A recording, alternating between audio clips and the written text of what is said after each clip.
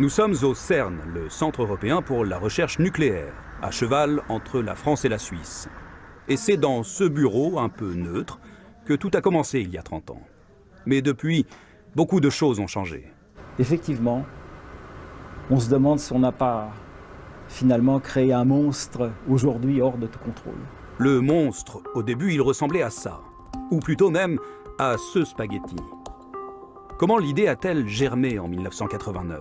Est-ce que l'objectif était mondial ? Alors pour démêler ces racines du web, on va demander son avis à quelqu'un qui l'explore de fond en comble tous les jours.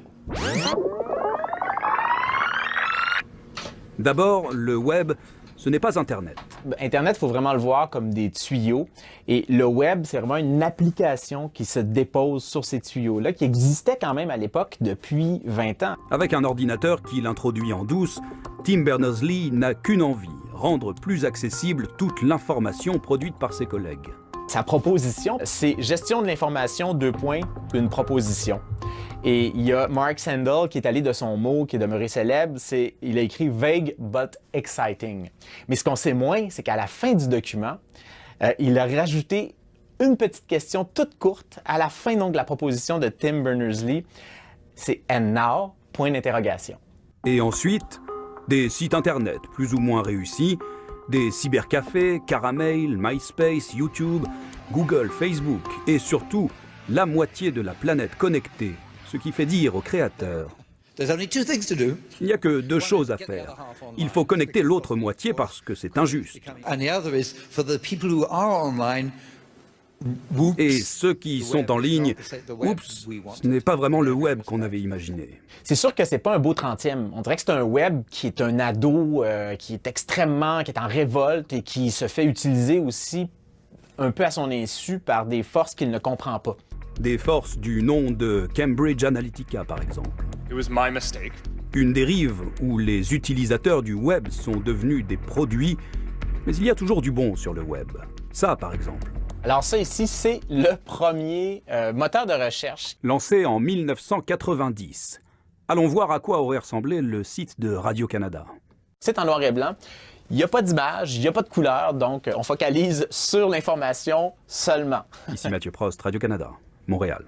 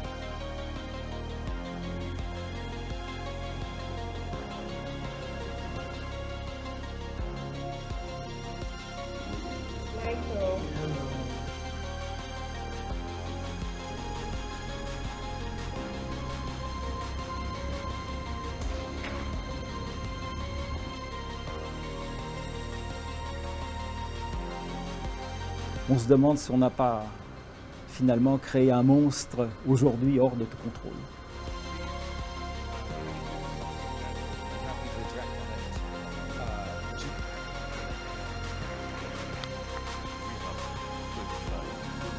The fight for the web we want is one of the most important causes of our time.